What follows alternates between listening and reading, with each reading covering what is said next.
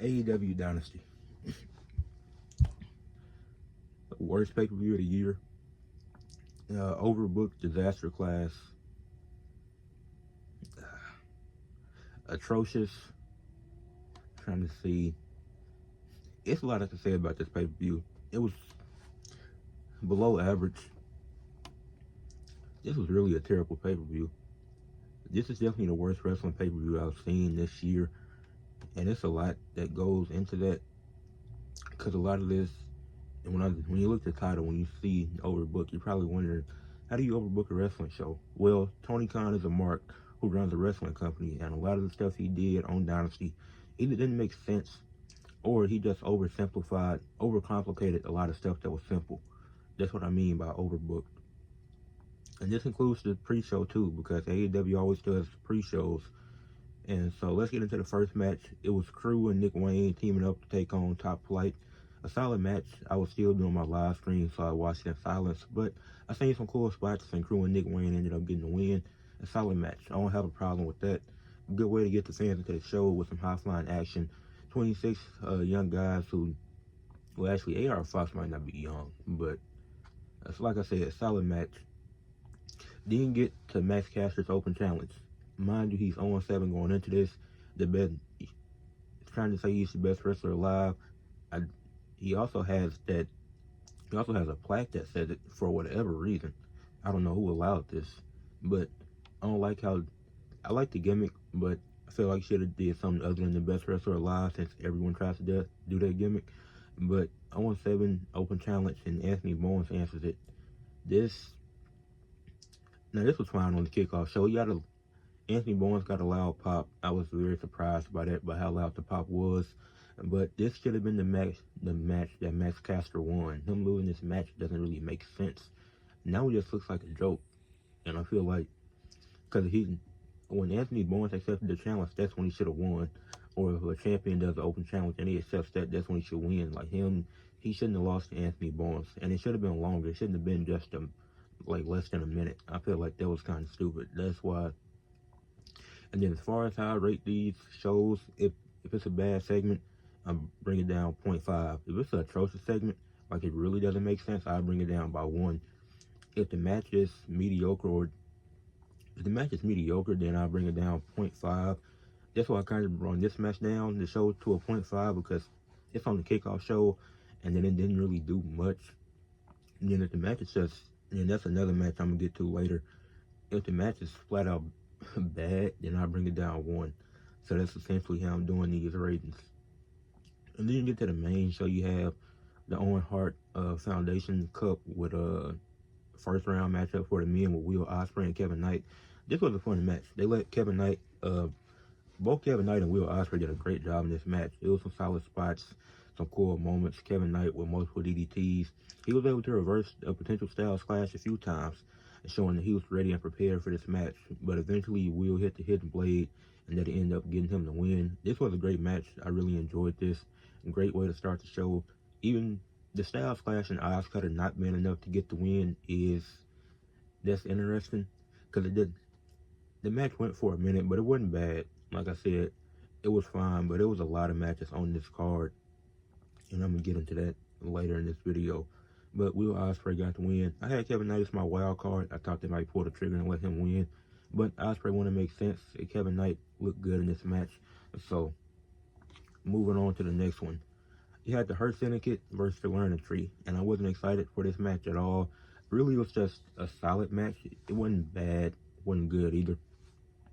It was just a solid match between Hurt Syndicate, one of the best tag teams in the Learning Tree, who trying to bring some gold to the Learning Tree, which that didn't end up happening because MJF would interfere when the ref wasn't looking.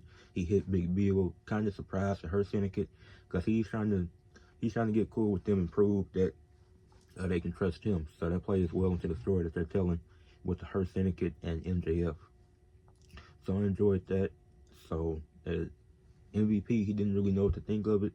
Maybe we'll get some answers on Dynamite. Maybe y'all will get some answers on Dynamite, because after this main event, I have, you know what, I'm gonna get to that later. Then the next match, you had an Owen Hart Foundation Cup in the women's tournament between Mercedes Moné and Julia Hart. And man, Julia Hart, she really shouldn't have been in this match. I mean, this what brought the rating down to a 9 because this match was mediocre. And it's like Mercedes Moné makes a lot of people look good in her matches.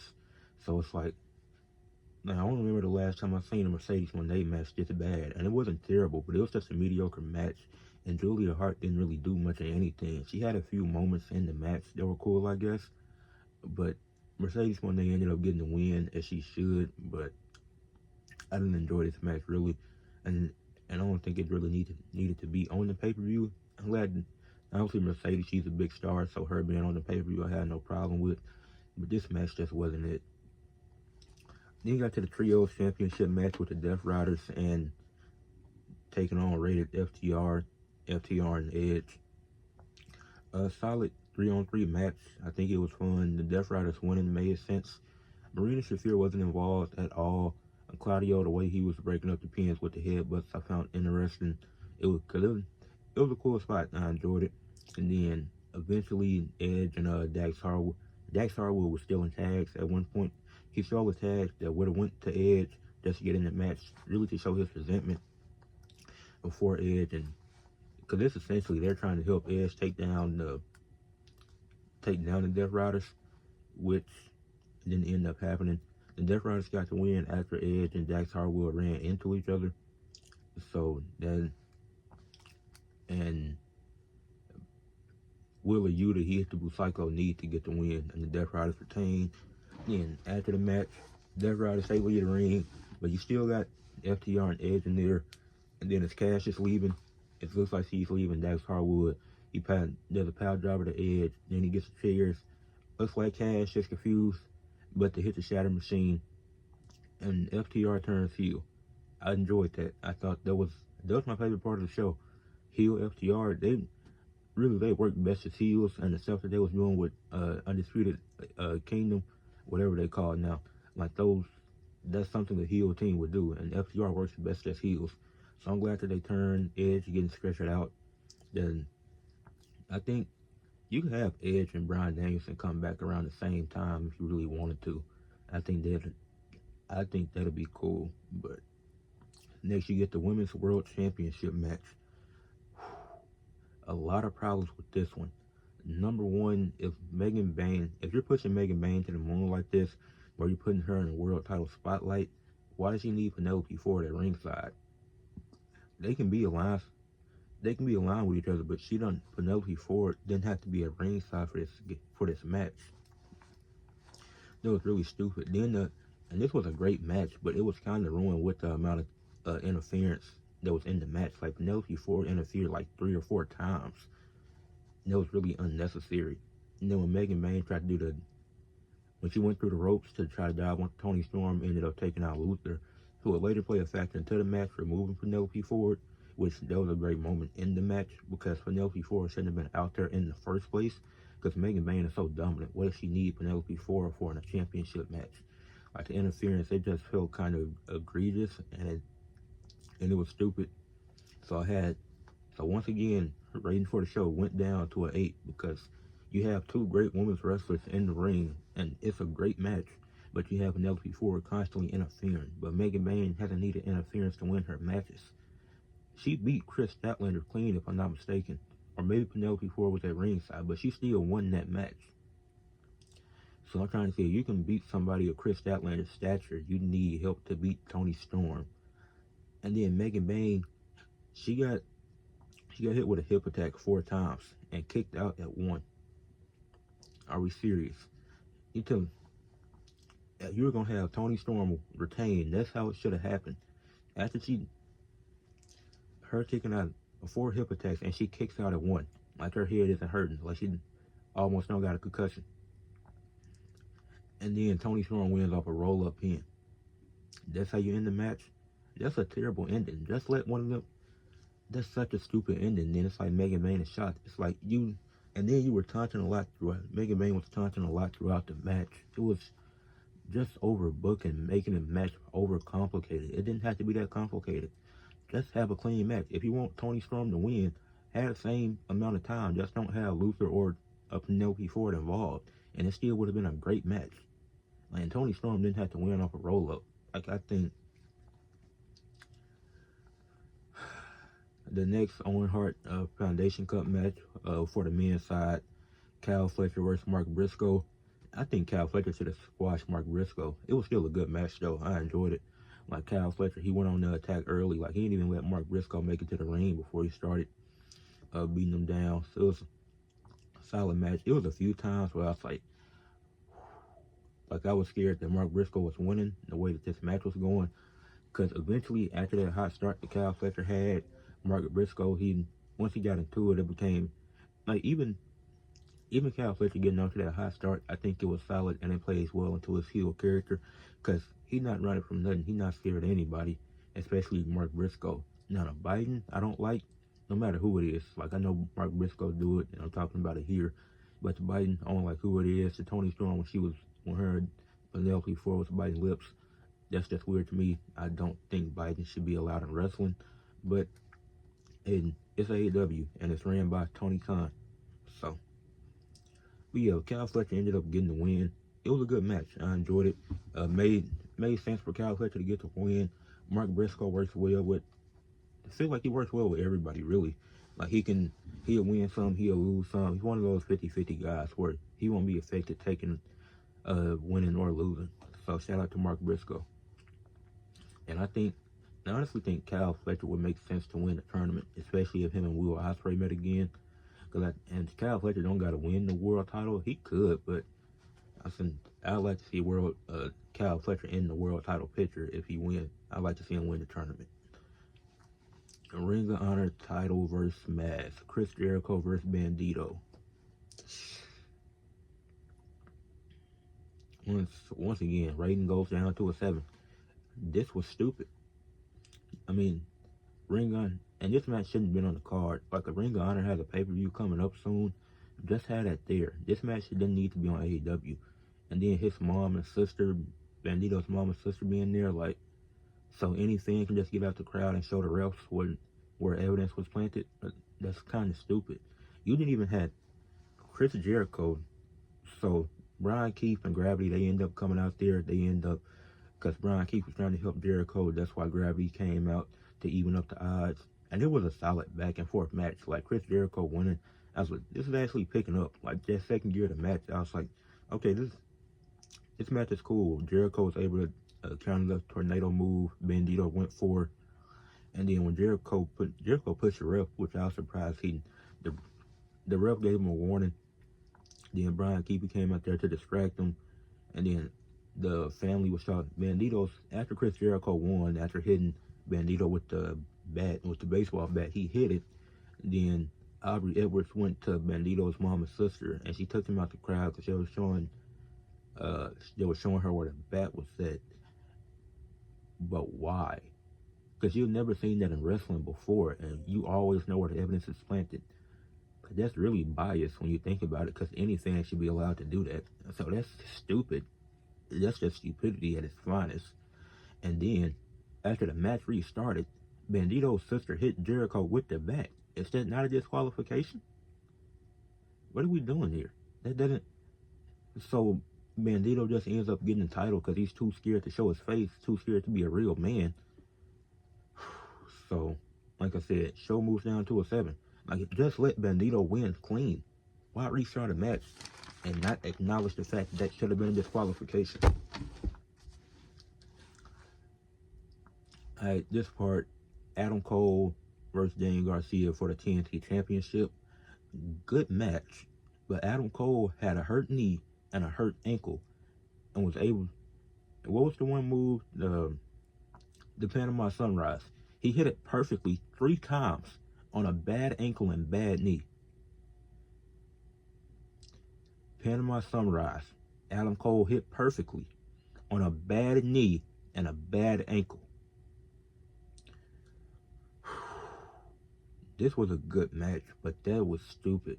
If you're gonna have Adam Cole win, just have him win. I don't have a problem with him winning. I wanted him to get the title.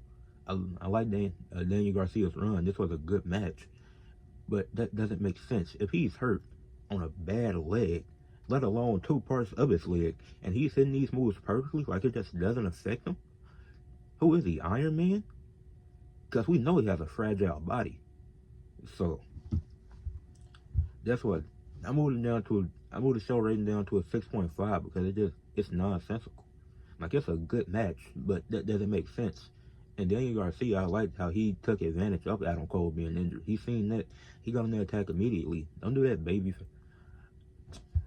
Don't do that old good guy gimmick. Like, try to get the win. And I've seen that a lot within this show. Like, the supposed good guys, when they saw injury, they took advantage of it. There's no good guys in wrestling. You're not gonna win. So Daniel Garcia, he did what he could.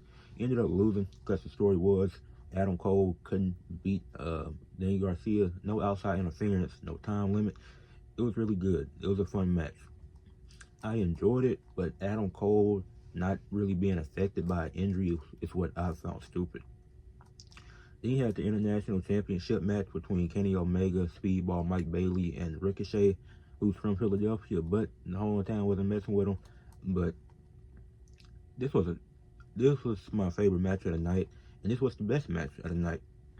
There was a lot of cool spots. You had all three guys look great. The funniest spot in the match is when Kenny and Speedball was just slapping Ricochet's head. That was kind of funny. They did that on the outside of the ring.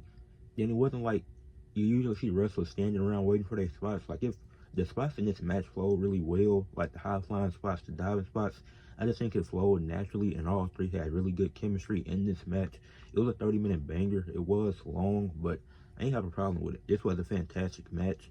You could potentially put this up there with some of the best matches of the year so far through these first 4 months of the year. Like, this definitely gonna be one that people remember. And I think you had multiple spots where they tried to do the double pins, since that's how Speedball and Ricochet got here, by a double pin, kind of them pinning each other. But they all went try to pin two people at the same time. That was a cool spot. It didn't work for anybody, but they all tried it. Like I said, it was an amazing match. I actually enjoyed this match. There was a few spots where the ref almost got hit. Wasn't necessarily blamed on the wrestlers, or I think the ref was just in the wrong spot at the wrong time. Now, obviously, it's hard to navigate that during a triple threat match, so not too much blame on the ref either. But there was a few spots where it's like, oh, the ref almost got hit. But it's wrestling. At the end of the day, mistakes gonna happen. Luckily, he was fine, but I felt like he had took a hard kick at one point. Luckily, he didn't, so he was fine. Mike Bailey, he did the double knees on both Ricochet and Kenny, and that was a cool spot. Then he tried to do it again on the apron. Yeah, no ACLs for you, buddy. But yeah, this match, like, I think I got the most notes for this match. Just trying to remember some of these spots. Mike doing the Hurricane run off the ropes to Ricochet, that was cool, but he didn't go for the pin, which I found kind of dumb. Like, even Ricochet would have kicked out. He still should have went for the pin. Like, I know people gonna say, well, why would you kick out of something like that? Because of how far they were into the match. It's fine. It's a triple threat match. You could have Kenny get over to the other side to break up the pin. He should have went for the pin there. I don't think Mike Bailey should have won, just because he ain't been there long enough to get a championship yet. But he will get a championship in the future. Ricochet 450 to Kenny Omega was nice. Kenny ended up kicking out of that. And then Mike Bailey, he got the knees up when Ricochet tried to do the shooting star press. And then eventually it was Ricochet and Mike Bailey both on the top rope. And Mike Bailey got stuck on the ropes, and Kenny Omega hit a one-winged angel to Ricochet to win the match. And Mike Bailey, he was stuck, so he couldn't break up the pin. So Kenny Omega retained the International Championship. But after the match, the rating went down to a 6 because Okada came out there, who didn't defend his title, who I've not seen on TV in the last 2 weeks. The Continental Champion. He comes out there, and he stares Kenny Omega down. That New Japan stuff, we do not need it right now. That's old. And there's no need for a title match, a unification match. No, we do not need it. If you can do the match, but have Okada lose that Continental Championship to somebody. Like, AEW has too many titles, that's a lie. They only have 8. WWE has 11. The reason why you think AEW has more titles is because they have partnerships with New Japan and CMLL. There's other championships from different promotions. That's why it seems like it's so many. AEW only has 8 championships. And they got Ring of Honor as well. So that's why when you're seeing a thing on TV, that's a Ring of Honor champion. Chris Jericho, Ring of Honor champion. Those are not AEW championships. But Okada and Kenny Omega, their matches, amazing. Do we need it? No. And if we are going to do it, need the you, you could have had Kenny Omega just lose to Ricochet, have Ricochet win the match in his hometown, or just not do this at all. Because Kenny Omega and Okada, it could be a championship match if it's just one champion. Both of them do not need championships going into this match. It's stupid. Like, I don't get the point of doing this. And then the main event. Jon Moxley is a master at putting on, I don't even know what the word I'm looking for. Master at putting on stinker matches. Like, these matches have not delivered in his championship reign. The match against the Edge, it was underwhelming. It was one of the worst main events I've seen in a while. This match against Swerve, once again, a bad main event, underwhelming. I don't think anybody enjoyed this match, and I definitely didn't enjoy it. This is one of my least favorite Swerve Strickland matches, one of my least favorite Jon Moxley matches, and both of these guys are great wrestlers, and they had a fun tag team match with Willow and Marina Shafir. Well, it was really because of Willow, because Marina Shafir, yeah, she put out the ring, but then you had Marina Shafir interfere, and it's like, man, can Tony Khan just say it's no outside interference allowed in this match? Like, who was going to interfere in Adam Cole versus Daniel Garcia? This should have been the match that was no interference. And this match was so stupid. It was underwhelming. It was tables. You had table spots. You had a ladder spot onto the stairs, onto the steel steps. And this is a normal match. Is that not a disqualification? Why?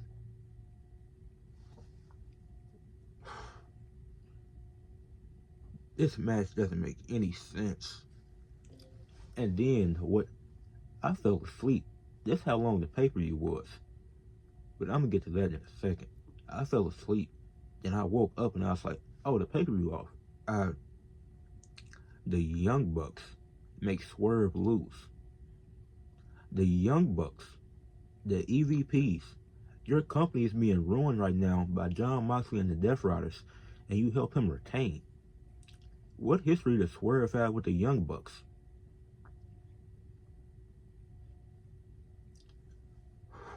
This is one of the worst. This is not worse than the Edge ending when Christian should have just cashed in and won the title.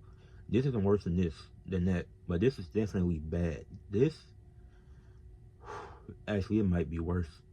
Nah, it's worse because Swerve should have won this match. The EVP shouldn't have been involved. The Bucks hit the EVP trigger on Swerve, and that's how Moxley retains. Are we?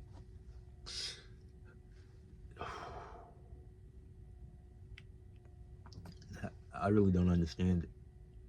Then the reason, and that match made me bump down the rating to a 5, and you're probably wondering, well, why did I say 4 in the beginning? I think I said 4 in the beginning. I'm not sure, but the pay-per-view was way too long. This is a 4 out of 10 pay-per-view.